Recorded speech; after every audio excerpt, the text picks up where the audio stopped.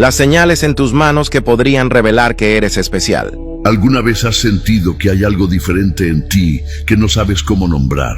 Mira tus manos ahora mismo, solo míralas, esas marcas, esas líneas, esa textura. Lo que estás a punto de descubrir no lo encontrarás en ningún libro de autoayuda, en ninguna terapia, en ningún consultorio del mundo. Porque lo que voy a revelarte hoy viene de un lugar más profundo, viene de la palabra de Dios, de 11 tradiciones espirituales milenarias y de algo que tus propias manos ya saben, aunque tu mente aún no lo haya aceptado. Hay personas que desde niños sienten el dolor ajeno como propio. Personas que cargan con una sensación crónica de misión incompleta sin saber por qué. Personas que en momentos de crisis sienten un calor inexplicable en las palmas, que ven cómo sus manos se mueven antes de que hablen, que evitan ciertos contactos físicos porque absorben lo que los demás cargan. Hermanos y hermanas, eso no es casualidad, eso es una señal. Hoy voy a mostrarte 4 señales específicas que aparecen en los elegidos de Dios. No los elegidos gloriosos que el mundo imagina, sino los elegidos reales, los que cargan, los que sienten, los que caminan heridos, pero sin rendirse. Así como el Señor le dijo a Jeremías: antes de que te formara en el vientre, te conocí. Antes de que nacieras, te aparté. Tu llamado precede tu conciencia de él. Lo que vas a descubrir en los próximos minutos puede ser la confirmación de algo que tu espíritu ya sabe, pero que tu mente todavía no se atrevió a nombrar. Antes de comenzar, quiero que hagas algo. Manos, hazlo como un acto de fe, porque cada palabra escrita es una declaración, y cada declaración es escuchada en el cielo. La 4ª señal que vamos a revelar hoy es la que más personas han ignorado durante años. No porque no la sintieran, sino porque nadie les explicó que lo que sentían no era un defecto, era un don. Y si llegas hasta el final de este mensaje, entenderás por qué el enemigo ha hecho todo lo posible para que nunca lo supieras. Entonces comencemos. Hay una sensación que nadie enseña a identificar.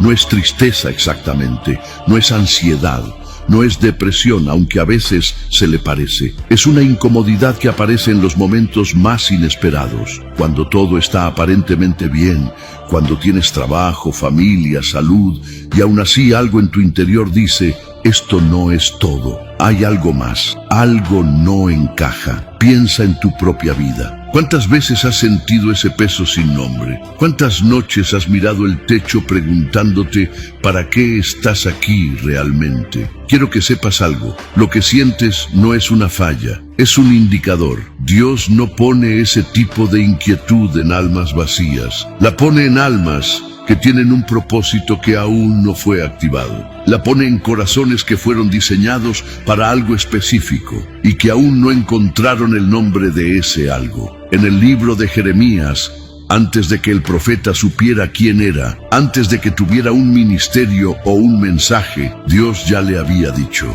antes de que te formara en el vientre, te conocí. Antes de que nacieras, te aparté. Jeremías 1:5. ¿Sabes lo que eso significa? Que el llamado precede a la conciencia del llamado. Que hay personas que cargan un propósito por años sin saber que lo llevan. Y esa tensión entre lo que son y lo que aún no saben que son, eso es exactamente esa incomodidad que nadie nombra. ¿Has sentido eso alguna vez? Esa extraña mezcla de no pertenecer del todo a ningún lugar, aunque seas amado, aunque tengas gente, aunque tu vida funcione. Si hoy sientes que algo no encaja en tu vida sin explicación, no ignores esa sensación, no la mediques, no la silencies con ruido, porque puede ser el Espíritu Santo tocando la puerta de tu destino. Pero esto no es todo. Lo que viene a continuación revelará por qué la ciencia, la psicología y la teología se encuentran en un punto exacto. Y ese punto tiene que ver directamente con lo que sientes en tus manos. Prepárate. Sé lo que algunos están pensando. Esto es misticismo. Esto es de redes sociales. No tiene base real. Y el escepticismo es bienvenido. Pero primero, Observa. ¿Alguna vez supiste que algo iba a pasar antes de que te lo dijeran? ¿Alguna vez sentiste que alguien a tu lado estaba sufriendo aunque su rostro no lo mostrara? ¿Alguna vez tus manos se movieron hacia alguien antes de que tu mente procesara lo que estaba ocurriendo? La neurociencia ha documentado algo fascinante. El cuerpo humano procesa información emocional y social a través de circuitos que operan antes que la conciencia verbal. Lo que la psicología junguiana llama función sentiente, la capacidad de percibir la realidad emocional del otro antes de que ese otro hable, es una función real, medible y distribuida desigualmente entre las personas. Jung llamó a esto diferenciación psíquica. No es superstición, es arquitectura del alma. Ahora bien, la neurociencia puede mapear el fenómeno. La psicología puede describir sus patrones, pero ninguna de las dos puede explicar por qué ciertos individuos nacen con esa capacidad hiperdesarrollada. ¿Por qué algunos sienten el dolor del otro como propio desde la infancia? ¿Por qué las manos de algunos se calientan en momentos específicos sin correlato fisiológico ordinario? Es ahí donde la teología entra, no para contradecir a la ciencia, sino para completarla. En 1 Corintios 12, 4, 11, Pablo describe algo radical. Hay diversidad de dones, pero el Espíritu es el mismo. Y enumera entre esos dones palabra de ciencia, fe, sanidades, discernimiento de espíritus. No son categorías abstractas, son capacidades reales, distribuidas de manera soberana por el Espíritu Santo, instaladas en personas específicas para propósitos específicos. Lo que la neurociencia llama resonancia empática, lo que la psicología junguiana llama función sentiente diferenciada, lo que la biología llama neuronas espejo hiperactivadas. La Biblia lo llama don del Espíritu. Y los tres están hablando de lo mismo. Y si lo que tú llevas desde siempre, eso que te han dicho que es ser demasiado sensible, es en realidad un don espiritual real, activo y con propósito eterno, y si crees que esto es poderoso, espera a descubrir lo que viene a continuación. Porque ahora vamos a desmontar una de las mentiras más grandes que el mundo espiritual popular ha construido sobre los elegidos, y cuando la veas caer, todo cambiará. Quiero desmontar algo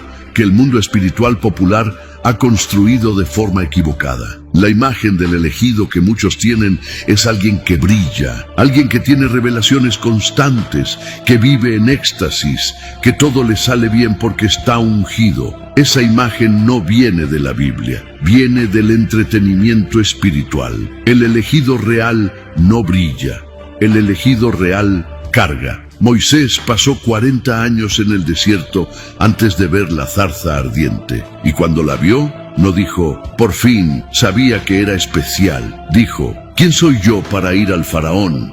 Éxodo 3:11. La primera respuesta del elegido frente a su llamado fue la duda sobre sí mismo. Jeremías, cuando Dios le habló, respondió, no sé hablar porque soy niño. Jeremías 1:6. No sintió poder, sintió limitación. Pablo, después de su encuentro en el camino a Damasco, estuvo 3 días ciego, sin comer, sin beber, antes de recibir su misión. El llamado no llegó como coronación, llegó como derrumbe. Los elegidos de Dios tienen un perfil que el mundo no reconoce como especial. Desde niños, sienten el dolor ajeno como propio, a veces sin saber de dónde viene esa tristeza. Viven con una sensación crónica de misión incompleta. Saben que hay algo que deben hacer, que hay algo que los espera, pero no saben nombrar qué es. Y a menudo son los que más sufren, no los que más prosperan en términos visibles. Piensa en tu propia vida. ¿Has sentido eso? Esa extraña combinación de grandeza y vulnerabilidad.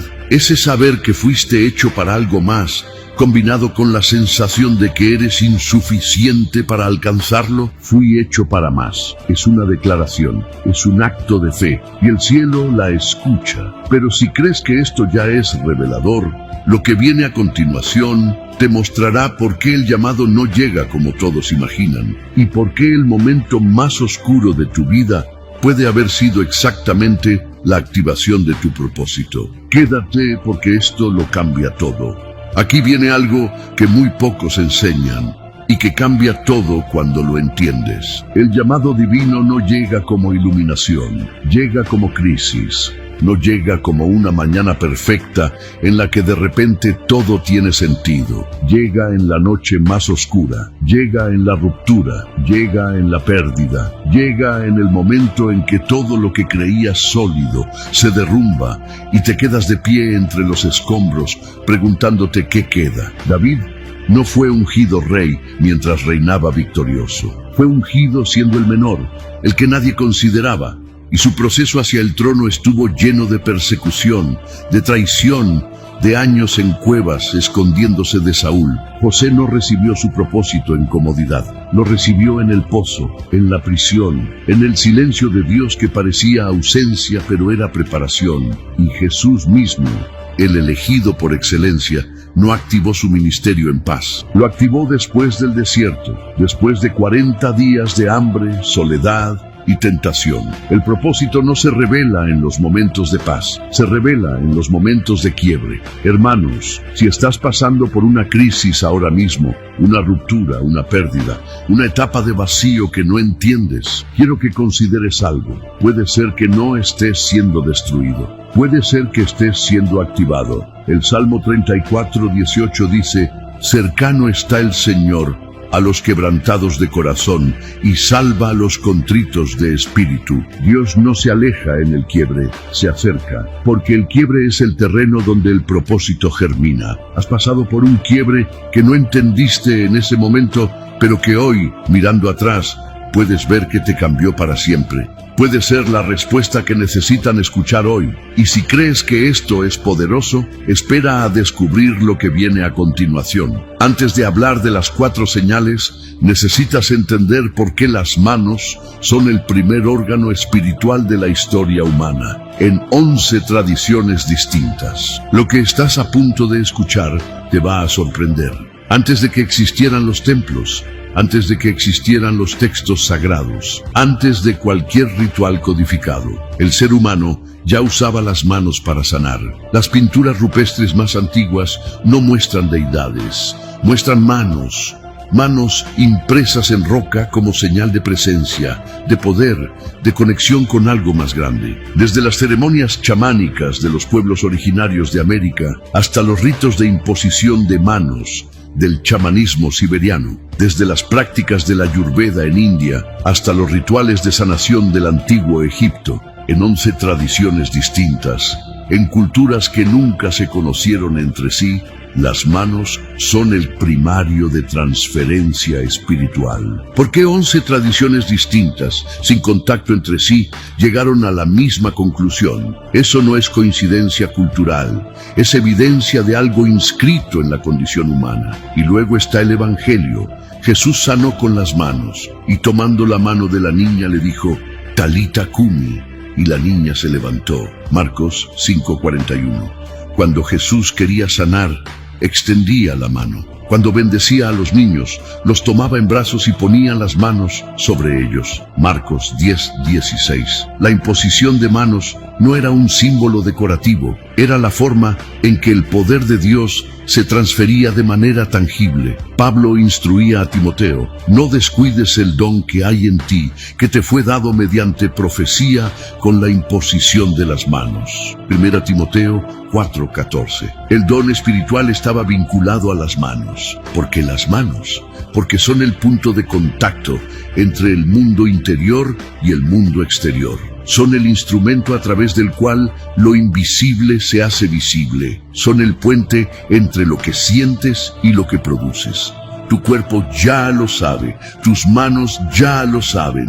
Lo que vamos a revelar ahora son las señales específicas que aparecen en ellas y la hora en que estás recibiendo este mensaje. Así podremos ver cómo el Espíritu Santo está conectando a los elegidos alrededor del mundo en este momento exacto. Cada comentario será un testimonio vivo de que no estamos solos en este camino. Pero esto no es todo. Lo que viene a continuación es la primera señal, y cuando la escuches, es probable que hayas vivido este fenómeno hoy mismo, sin haberle puesto nombre. prepárate. Esta es la primera señal, y si la reconoces, es probable que te haya pasado hoy. Cuando alguien dice algo verdadero, algo profundo, algo que importa, tus manos reaccionan antes que tu voz, no como gesto deliberado, como reflejo. Como si tu cuerpo supiera lo que acaba de ocurrir antes de que tu mente lo procese. La neurociencia tiene un nombre para esto: resonancia kinésica. Es la capacidad del sistema nervioso de sincronizarse con la realidad emocional del otro a través del movimiento involuntario del cuerpo. En personas con alta capacidad empática, este movimiento es más frecuente, más preciso, y ocurre antes que la respuesta verbal. Pero quiero que sepas algo más. Este fenómeno no es simplemente neurológico. En el libro de los Hechos, cuando Pedro y Juan se encontraron con el mendigo cojo en la puerta llamada La Hermosa, la Escritura dice: mas Pedro, con Juan fijando los ojos en él, le dijo, la mano derecha le dio y lo levantó. Hechos 3, 4, 7. Antes de que Pedro pronunciara las palabras, en el nombre de Jesucristo de Nazaret, levántate y anda, la mano ya se había extendido. El gesto precedió al decreto. En los elegidos de Dios hay una coordinación entre el cuerpo y el espíritu que el mundo no entiende. Las manos se mueven porque el espíritu ya detectó lo que la mente está procesando. Es una antena, no una herramienta. ¿Lo has notado en ti? Esos movimientos involuntarios de manos cuando alguien te habla algo importante, esa necesidad de tocar a alguien que está sufriendo antes, incluso de saber qué decirle. Eso no es nerviosismo, eso no es hábito, es resonancia espiritual. Es tu forma de decirle al Espíritu Santo, vi la señal, la reconozco. Pero si crees que esta primera señal ya es impactante, espera a descubrir la segunda, porque esta toca algo que no todos han notado, pero que cuando lo escuches, entenderás por qué ha ocurrido en los momentos más importantes de tu vida. No te vayas. Esta señal divide a las personas en dos grupos: los que la conocen y los que aún no la han reconocido. No es la temperatura corporal normal, no es fiebre, no es circulación acelerada por ejercicio. Aparece en momentos específicos, durante la oración, en instantes de decisión espiritual profunda, cuando alguien a tu lado está sufriendo en silencio, cuando sientes que debes decir algo que no planeaste decir. Las palmas arden, no metafóricamente, literalmente. Un calor que viene de adentro hacia afuera, que en algunos casos va acompañado de una sensación de vibración, de peso, de presión en el centro de la mano. La medicina documenta el fenómeno, pero no lo explica del todo. Hay registros de aumento de temperatura cutánea localizada en las palmas durante estados de activación espiritual intensa, sin que exista un correlato fisiológico convencional que lo justifique completamente. Pero la Biblia sí tiene un lenguaje para esto. En Lucas 24:32, después de que los discípulos caminaron con Jesús, resucitado sin reconocerlo, dijeron, ¿no ardía nuestro corazón en nosotros mientras nos hablaba en el camino? El ardor como señal de presencia divina, el calor como indicador de contacto espiritual real. Elías, en su estado de mayor agotamiento, en 1 Reyes 19, recibe la presencia de Dios no en el terremoto, no en el fuego poderoso, sino en un silbo apacible. Pero antes del silbo, el fuego. El calor precede a la palabra de Dios en la vida del elegido. Los testimonios de personas que experimentan este fenómeno son independientes entre sí. Provienen de culturas distintas, de tradiciones espirituales diferentes, y todos describen lo mismo. Las palmas arden en los momentos de mayor responsabilidad espiritual. ¿Esto te ha pasado a ti? Ese calor inesperado que no tiene explicación física. Esa sensación en las palmas que aparece justo cuando más la necesitas o justo cuando menos la esperas. Quiero que sepas algo. Si esto te ha pasado, no estás imaginando. No estás siendo irracional, estás siendo sintonizado. Y si crees que esto es revelador, Lo que viene a continuación te mostrará la tercera señal, una que no está en tus sensaciones, sino visible a simple vista en tus propias manos. No todos podrán verla, pero los que la lleven la reconocerán de inmediato. Quédate. Esta no es quiromancia. Repito, esto no es quiromancia. La quiromancia pretende predecir el futuro. Lo que vamos a hablar ahora es diferente. Es historia. Es el registro físico de lo que ya viviste. Las manos de un hombre que trabajó en silencio por años para sostener a su familia tienen una textura específica. Las manos de una madre que sostuvo a sus hijos en la enfermedad, que amasó el pan cuando no alcanzaba, que limpió las lágrimas de los otros antes de limpiar las propias, tienen marcas que no engañan. Las manos de alguien que oró durante años con las palmas apoyadas en el suelo, en el piso frío de madrugada cuando nadie miraba, tienen callosidades en lugares que no tienen explicación ordinaria. Las marcas del esfuerzo sostenido, del llanto que se cargó en silencio, de la entrega que no buscó reconocimiento, dejan registro físico real. En la historia de la espiritualidad cristiana, las manos de ciertos místicos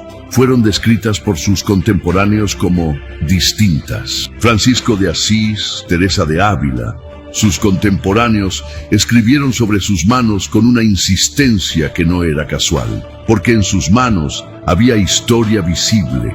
La vida espiritual intensa deja marca en el cuerpo. Mira tus manos ahora mismo. No busques líneas místicas ni señales esotéricas. Busca historia. ¿Qué cargaron? ¿A quién sostuvieron? ¿Qué construyeron en silencio? ¿Qué oraciones hicieron esas manos cuando nadie miraba? Hay algo escrito en tus palmas que no está en ningún documento.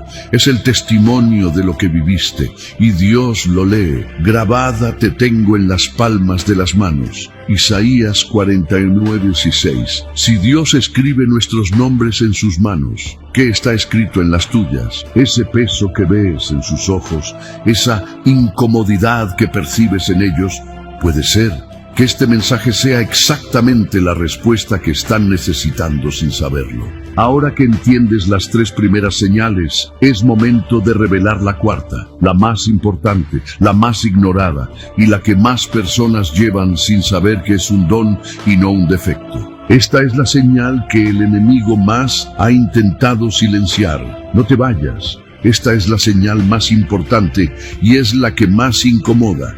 ¿Evitas ciertos apretones de mano? ¿Hay personas cuyo abrazo te deja agotado sin razón aparente? ¿Sientes después de ciertos contactos físicos una carga que no traías antes? ¿Hay ambientes donde entras y tu cuerpo reacciona antes de que tu mente procese lo que está pasando? Esto no es sensibilidad exagerada. No estás roto. No eres antisocial. No tienes un problema de personalidad. La psicología llama a esto empatía somática, la capacidad de procesar el estado emocional del otro a través del propio cuerpo. Es el nivel más profundo de empatía y está distribuido de manera desigual en la población. Quienes lo tienen en alto grado no solo sienten lo que el otro siente emocionalmente, lo sienten físicamente. El dolor ajeno se convierte en tensión propia. La angustia del otro se convierte en peso en el pecho propio. Y lo que la psicología llama empatía somática, la Biblia lo llama intercesión encarnada. Pablo escribió en Romanos 8:26, el Espíritu nos ayuda en nuestra debilidad, pues ¿qué hemos de pedir como conviene? No lo sabemos, pero el Espíritu mismo intercede por nosotros con gemidos indecibles. El Espíritu intercede a través del cuerpo, no alrededor de él, a través de él. Los grandes intercesores de la historia bíblica, Daniel que ayunó hasta el desfallecimiento por su pueblo, Pablo que dijo en Gálatas 4:19, mis hijos, por quienes de nuevo sufro dolores de parto, describían una carga física real, no metafórica, real. Sentían en sus cuerpos lo que cargaban espiritualmente. Si tú eres una de esas personas que no puede tocar a alguien sin sentir lo que ese alguien carga, escucha esto con atención. No estás roto, estás sintonizado. El problema no es la frecuencia que recibes. El problema es que nadie te enseñó qué hacer con ella. Nadie te explicó que eso que sientes es un don espiritual que necesita discernimiento, cobertura y activación. No silenciamiento, ni medicación, ni vergüenza. Declara esto conmigo ahora mismo. Lo que siento no es una debilidad, es un llamado y no una maldición. Hermanos, llegamos a uno de los puntos más importantes de este mensaje, y es incómodo, pero es necesario. Tener las señales no garantiza nada. Escúchalo de nuevo. Tener las señales no garantiza que estás usando el don correctamente. La misma capacidad de percepción empática profunda que puede sanar, puede manipular. La misma sensibilidad que te permite sentir el dolor del otro puede usarse para controlarlo, para someterlo, para crear dependencia emocional bajo el disfraz de ayuda espiritual. En el libro de los Hechos, capítulo 8, encontramos a Simón, conocido como el mago. La Biblia dice que este hombre tenía tal poder que todos, desde el más pequeño hasta el más grande, le prestaban atención y decían: este es el gran poder de Dios. Hechos 8:10. Su don era real, su influencia era genuina. Pero cuando vio el poder del Espíritu Santo obrando a través de Pedro y Juan, quiso comprarlo. Le ofreció dinero para recibir esa autoridad. Y la respuesta de Pedro lo dejó sin palabras. Tu dinero perezca contigo. Hechos 8:20. Lo que Simón tenía era real, pero lo que le faltaba era rendición. Y sin rendición, el don se convierte en trampa. La historia de la iglesia está llena de personas con dones reales que los usaron para dominar. Personas que efectivamente tenían la capacidad de percibir el estado espiritual del otro y que en lugar de usarla para liberar, la usaron para retener, para hacer que los otros se sintieran dependientes de su discernimiento, de su unción, de su cobertura. Y lo que esas personas perdieron no fue solo la influencia cuando fueron expuestas. Perdieron la claridad del don mismo, porque cuando uno se usa para veneno, él se contamina. En Mateo 7:22-23, Jesús dice algo que estremece. Muchos me dirán en aquel día: Señor, Señor, no profetizamos en tu nombre. Y entonces les declararé: nunca os conocí. No cuestionó los dones, cuestionó la relación. No dijo que los milagros eran falsos. Dijo que faltaba lo esencial, conocerlo a Él. Las señales en tus manos son reales, pero sin rendición al Espíritu Santo, sin comunidad de fe que te cubra, sin un corazón guardado en humildad, las señales se convierten en trampa. Existe un patrón en la Biblia que es imposible ignorar. Cada vez que Dios reveló un llamado específico a alguien, la primera reacción de ese alguien no fue celebración, fue miedo. Moisés dijo: ¿quién soy yo para ir al faraón? Éxodo 3:11. Jeremías dijo: no sé hablar. Jeremías 1:6. Gedeón dijo: soy el más pequeño en la casa de mi padre. Jueces 6:15. Jonás directamente huyó. Jonás 1:3. Pablo, en el camino a Damasco, cayó al suelo. Hechos 9:4. Ninguno dijo: sabía que era yo. Todos dijeron alguna versión de no puedo, no soy suficiente, estás equivocado de persona. Y aquí está la clave que quiero que lleves de este mensaje.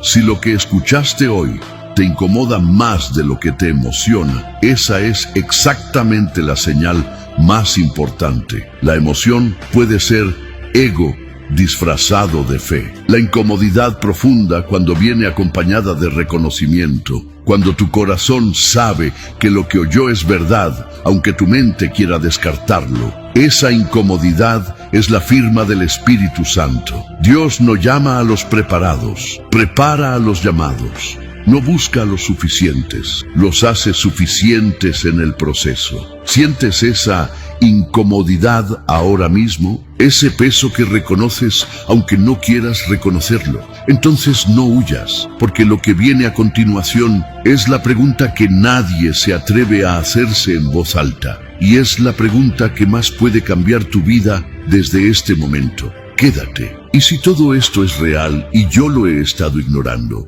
quiero que te detengas aquí, que no pases a la próxima pantalla, que no deslices el video, que pongas en pausa todo por un segundo. respira. No te estoy preguntando si crees en lo sobrenatural.